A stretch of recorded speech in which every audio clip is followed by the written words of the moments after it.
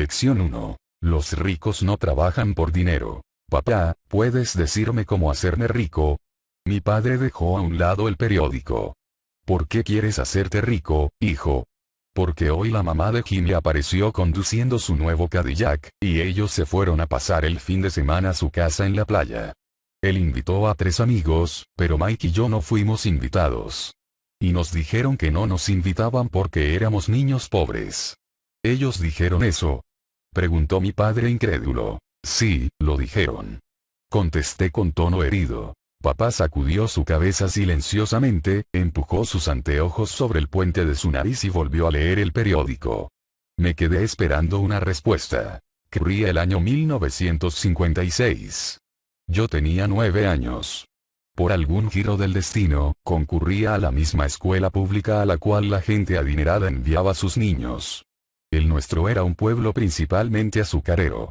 Los gerentes de la plantación y otras personas influyentes del pueblo, tales como doctores, dueños de negocios y banqueros, enviaban sus niños a esa escuela, de primero a 6º grado. Después del 6º, sus hijos eran enviados generalmente a escuelas privadas. Dado que mi familia vivía sobre uno de los lados de la calle, yo concurría a ese colegio. Si hubiera vivido sobre el lado opuesto, hubiera ido a una escuela diferente, con niños de familias más parecidas a la mía. Después del 6º grado, esos niños y yo, iríamos a la escuela intermedia y al ciclo superior en un establecimiento público. No habría escuela privada para ellos ni para mí. Mi padre bajó el periódico, al fin. Se diría que estaba pensando. Bien, hijo, comenzó lentamente. Si quieres ser rico, tienes que aprender a hacer dinero. ¿Y cómo hago dinero?, pregunté. Capítulo 2. Bueno, usa la cabeza, hijo, respondió sonriendo. Lo que realmente significaba era: eso es todo lo que voy a decirte, o no sé la respuesta, no me pongas en aprietos. Se forma una sociedad. A la mañana siguiente, le dije a Mike, mi mejor amigo, lo que había dicho mi padre. Hasta donde yo sé, Mike y yo éramos los únicos niños pobres de la escuela. Al igual que yo, Mike estaba en esa escuela por accidente. Alguien había trazado una muesca cuadrada en la línea que marcaba el distrito escolar, y de esa manera nosotros terminamos adosados a una escuela con los hijos de los ricos. Nosotros no éramos realmente pobres, pero nos sentíamos como si lo fuéramos porque todos los demás chicos tenían guantes de béisbol nuevos, bicicletas nuevas, y todo nuevo. Mamá y papá nos proveían de las cosas básicas, como comida, vestimenta y vivienda. Pero eso era todo. Papá solía decir, si quieres algo, trabaja por ello. Queríamos cosas, pero no había demasiado trabajo disponible para niñitos de 9 años. Entonces, ¿qué haremos para hacer dinero?, preguntó Mike. No lo sé, dije. ¿Pero quieres ser mi socio? Y así, en la mañana de ese sábado, Mike se convirtió en mi primer socio comercial. Pasamos toda la mañana generando ideas sobre cómo hacer dinero. Ocasionalmente hablábamos de cómo se estarían divirtiendo los niños mimados en la casa de Jimmy, en la playa. Nos dolió un poco, pero ese dolor fue bueno, porque nos inspiró a seguir pensando acerca de las maneras de hacer dinero. Finalmente, esa tarde, un destello de iluminación atravesó nuestras cabezas. Se trataba de una idea. Mike la obtuvo de un libro de ciencias que había leído. Entusiasmados, estrechamos nuestras manos, y entonces la sociedad ahora tenía un negocio. Durante algunas de las semanas siguientes, Mike y yo recorrimos el vecindario llamando a las puertas y preguntando a nuestros vecinos si podrían guardarnos sus tubos de pasta de dientes. La mayoría consintió sonriendo, con la mirada intrigada. Algunos nos preguntaban qué estábamos haciendo. A lo cual respondíamos, no podemos decírselo, es un secreto de negocios. Mi madre se molestaba cada vez más a medida que avanzaban las semanas. Habíamos elegido un sitio cerca del lavarropas como lugar para apilar nuestro stock de materia prima. En una caja de cartón de botellas de ketchup, nuestra pila de tubos vacíos de pasta dentífrica comenzó a crecer. Finalmente, mamá se entrometió. El espectáculo de los desperdicios de sus vecinos, tubos vacíos apretujados, le afectó. ¿Qué están haciendo ustedes, niños?, preguntó. Y no quiero oír otra vez que se trata de un secreto de negocios. Hagan algo con este desastre o lo voy a arrojar a la basura. Mike y yo rogamos e imploramos, explicando que pronto tendríamos suficiente para empezar nuestra producción. Lo que estábamos esperando era que un par de vecinos acabaran su pasta para que nos dieran los tubos. Mamá nos garantizó una extensión del plazo por una semana. El día de inicio de producción fue adelantado. La presión estaba encima. Mi primer socio ya había sido amenazado por mi propia madre con un aviso de desalojo de nuestro espacio en el lavadero. El asunto de tener que decirles a los vecinos que apuraran el uso de su pasta, pasó a ser una tarea de Mike, quien les dijo que, de todas maneras, sus dentistas deseaban que se cepillaran más a menudo.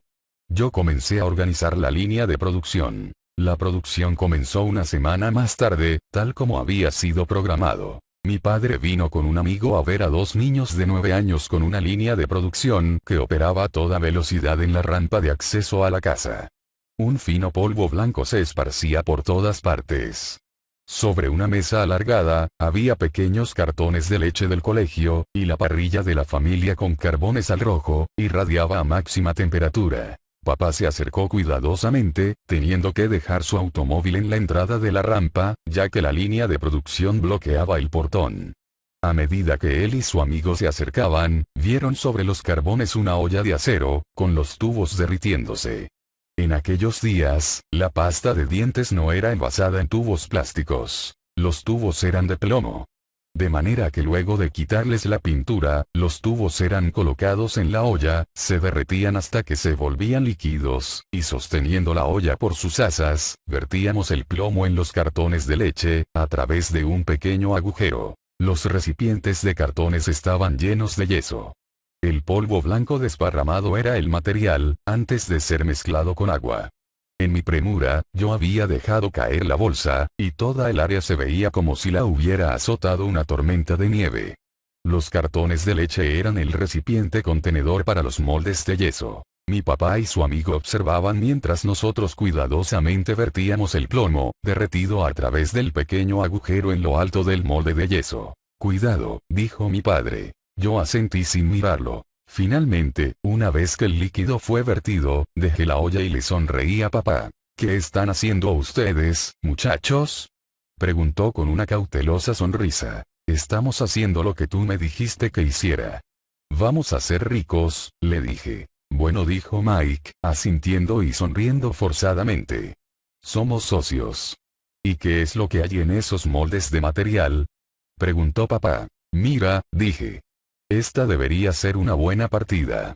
Con un pequeño martillo, golpeé en el sello que dividía el cubo a la mitad. Cuidadosamente, quité la parte superior del molde de materia y una moneda de plomo apareció. «¡Oh Dios!», dijo mi padre.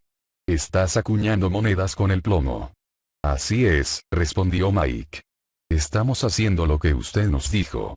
Estamos haciendo dinero». El amigo de papá se dio vuelta y se echó a reír. Mi padre sonrió y sacudió su cabeza. Además del fuego y una caja de tubos vacíos, frente a él se encontraban dos niñitos cubiertos de polvo, sonriendo de oreja a oreja. Nos pidió que dejáramos todo y nos sentáramos con él en el escalón de acceso a nuestra casa. Con una sonrisa, nos explicó el significado de la palabra falsificación. Nuestros sueños estaban quebrados. «¿Quieres decir que es ilegal?», preguntó Mike con un temblor en la voz. «Déjalos», dijo el amigo de mi padre. «Puede que estén revelando un talento natural». Papá le clavó la mirada. «Sí, es ilegal», dijo con delicadeza. «Pero ustedes, muchachos, han mostrado gran creatividad y originalidad de pensamiento. Sigan así. No desistan». Disgustados, Mike y yo nos sentamos en silencio por alrededor de 20 minutos, antes de comenzar a limpiar nuestro desorden. El negocio acabó en su día de apertura. Mientras barría el polvo, miré a Mike y dije, «Creo que Jimmy y sus amigos tienen razón. Somos pobres». Mi padre se estaba yendo cuando dije eso. «Chicos», dijo, «solo son pobres si se rinden. Lo más importante es que han hecho algo. Estoy muy orgulloso de ambos. Lo diré otra vez. Sigan adelante. No desistan». Mike y yo permanecimos allí en silencio. Esas fueron lindas palabras, pero aún no sabíamos qué hacer. ¿Y cómo es que no eres rico, papi? Pregunté. Porque yo he elegido ser maestro de escuela. Los maestros de escuela realmente no pensamos en ser ricos. Simplemente nos gusta enseñar. Desearía poder ayudarte, pero la verdad es que yo no sé cómo ganar dinero. Mike y yo nos dimos vuelta y continuamos con nuestra limpieza. Ya lo sé, dijo mi padre, si ustedes quieren saber cómo ser ricos, no me pregunten a mí. Hablen con tu papá, Mike.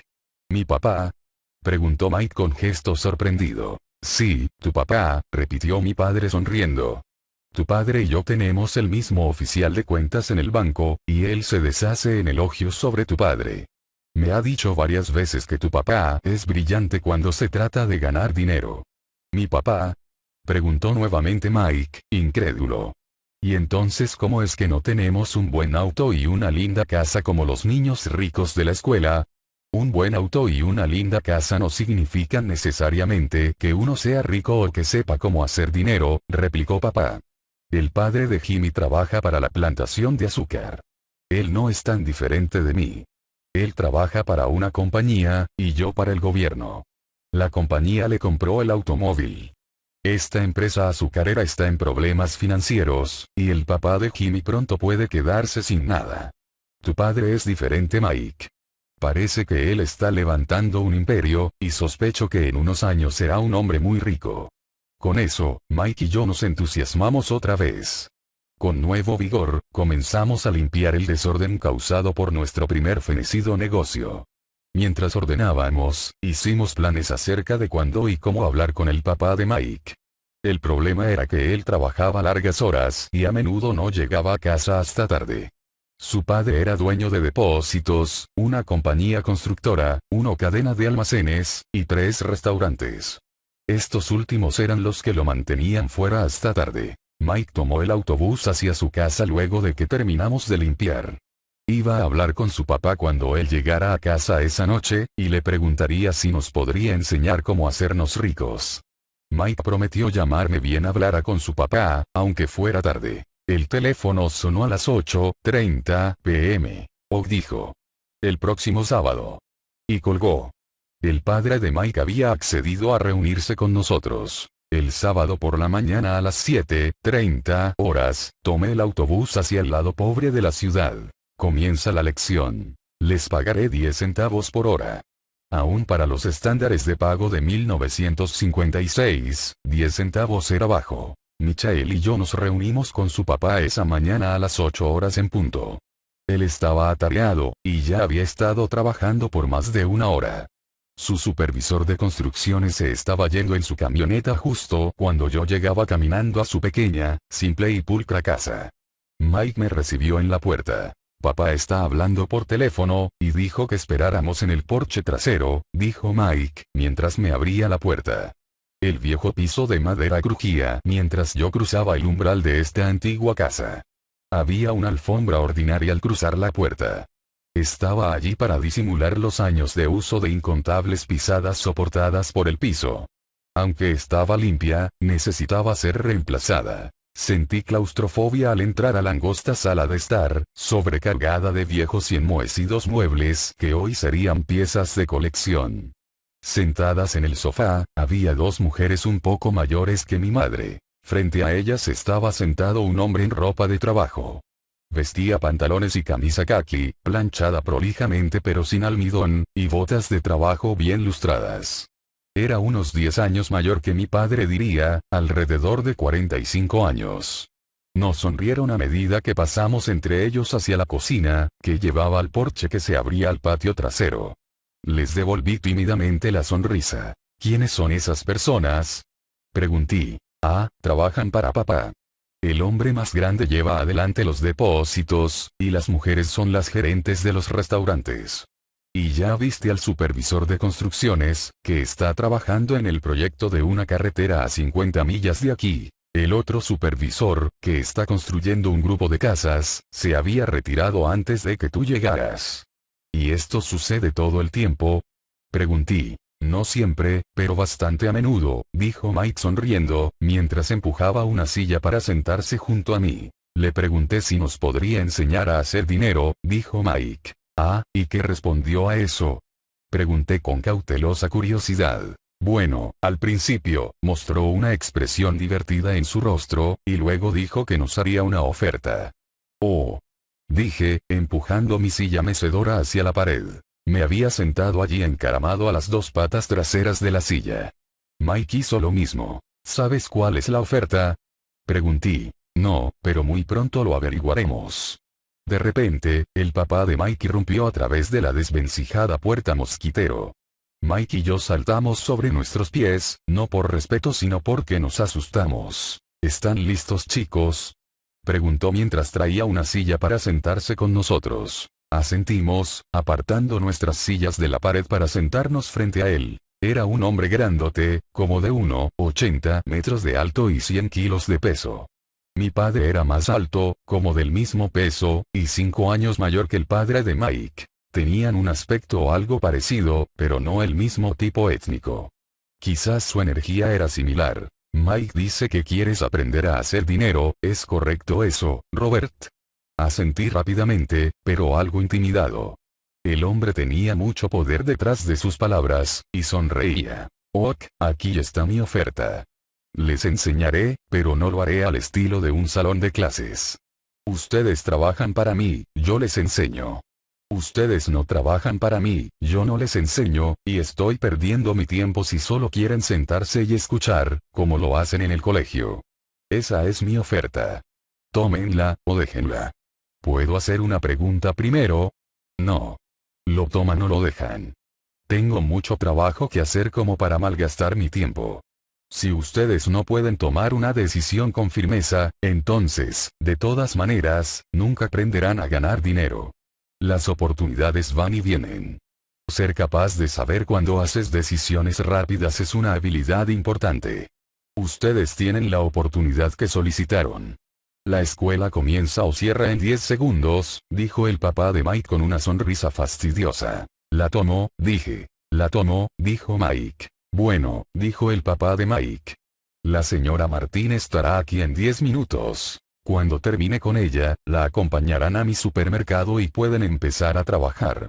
Les pagaré 10 centavos por hora y trabajarán 3 horas cada sábado. Pero tengo un partido de softball hoy, dije. El padre de Mike bajó su voz hasta un tono rígido. Lo toman o lo dejan, dijo. Lo tomo, repliqué, eligiendo trabajar y aprender en lugar de jugar softball. 30 centavos más tarde. Alrededor de las 9 a.m. de una bella mañana de sábado, Mike y yo estábamos trabajando para la señora Martín. Ella era una mujer amable y paciente. Siempre decía que le recordábamos a sus 2 hijos, quienes ya habían crecido y partido. Aunque era amable, ella creía en trabajar mucho, y nos mantenía trabajando. Ella era la encargada de señalarnos nuestras tareas. Pasábamos 3 horas tomando alimentos enlatados de los estantes y, con un plumero, cepillábamos cada lata para quitarle el polvo. Luego las reacomodábamos prolijamente. Era un trabajo extremadamente aburrido. El papá de Mike, a quien yo llamo mi padre rico, era dueño de 9 supermercados, con grandes playas de estacionamiento. Eran la versión temprana de los actuales mercaditos, 7-Eleven. Pequeños almacenes del vecindario, en los cuales la gente compraba ítems tales como leche, pan, mantequilla, o cigarrillos. El problema era que estábamos en aguayantes del aire acondicionado, y los comercios no podían cerrar las puertas por el calor. Sobre los costados del local, las puertas debían estar abiertas de par en par, quedando sobre el acceso y el estacionamiento. Cada vez que un automóvil pasaba o estacionaba, el polvo volaba en remolinos cayendo dentro del local. De manera que tendríamos trabajo por tanto tiempo como no hubiera aire acondicionado. Durante 3 semanas, Mike y yo nos reportamos a la señora Martín y trabajamos nuestras 3 horas. Al mediodía, acababa nuestro trabajo, y entonces ella dejaba caer 3 pequeñas monedas de 10 centavos en cada una de nuestras manos. Más, aunque tenía 9 años y era la década de los 50, 30 centavos no era demasiado excitante. Los libritos de historietas costaban entonces 10 centavos, así que usualmente yo gastaba mi paga en historietas, y volvía a casa. Para el miércoles de la 4ª semana, estaba listo para renunciar. Yo había accedido a trabajar solo porque deseaba aprender del padre de Mike, la manera de hacer dinero, y ahora era un esclavo por 10 centavos la hora. Y para peor, no había visto al papá de Mike desde aquel primer sábado. Estoy renunciando, le dije a Mike en el almuerzo. El almuerzo de la escuela era miserable. El colegio era aburrido, y ahora ni siquiera esperaba mis sábados con satisfacción. Pero lo que realmente me afectaba, eran los 30 centavos. Esta vez Mike sonrió. ¿De qué te ríes? Pregunté con enojo y frustración. Papi dijo que esto pasaría. Él dijo que nos encontremos cuando estuvieras listo para renunciar. ¿Qué? Dije indignado. Él estuvo esperando a que yo me hartara. Algo así, dijo Mike. La clase de papá es diferente. Él enseña distinto que tu papá. Tu mamá y tu papá dan muchas explicaciones. Mi padre es calmo y de pocas palabras. Solo espera hasta este sábado. Le diré que estás listo. ¿Quieres decir que yo he sido probado? No, realmente no, pero quizás sí. Papá te lo explicará el sábado. Esperando mi turno el sábado. Estaba listo. Estaba preparado. Incluso mi padre verdadero estaba enojado con él. Mi papá real, el que yo llamo mi padre pobre, pensaba que mi padre rico estaba violando las leyes laborales infantiles y debería ser investigado. Mi educado padre pobre dijo que yo debía reclamar lo que merecía. Por lo menos 25 centavos por hora. Mi papá pobre me dijo que si no obtenía un aumento, debería renunciar inmediatamente. De todas maneras, tú no necesitas ese condenado trabajo, dijo con indignación. El sábado a las 8 de la mañana en punto, yo atravesé la misma desvencijada puerta de la casa de Mike. Toma asiento y espera tu turno, dijo el papá cuando entré. Se dio la vuelta y desapareció dentro de su pequeña oficina cercana a su dormitorio. Miré alrededor pero no vi a Mike por ningún lugar. Me sentí entorpecido, y cuidadosamente me senté junto a las mismas dos mujeres que habían estado allí 4 semanas atrás. Me sonrieron, corriéndose un poco para hacerme lugar en el sofá. Transcurrieron 45 minutos, y yo ya estaba echando vapor. Las dos mujeres se habían entrevistado con él y se habían retirado 30 minutos antes. El hombre mayor había estado adentro por 20 minutos, y también se había retirado ya. La casa estaba vacía, y yo allí sentado en su mohosa y oscura sala de estar, en ese bello y soleado día hawaiano, esperando para hablar con un tacaño que explotaba niños. Podía oírlo en actividad alrededor de la oficina, hablando por teléfono, e ignorándome.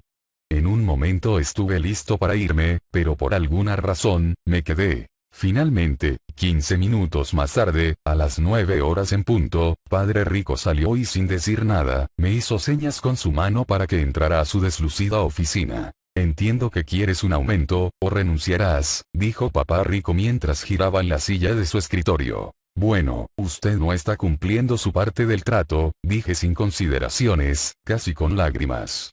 Para un muchachito de 9 años, era realmente atemorizante enfrentar a un adulto.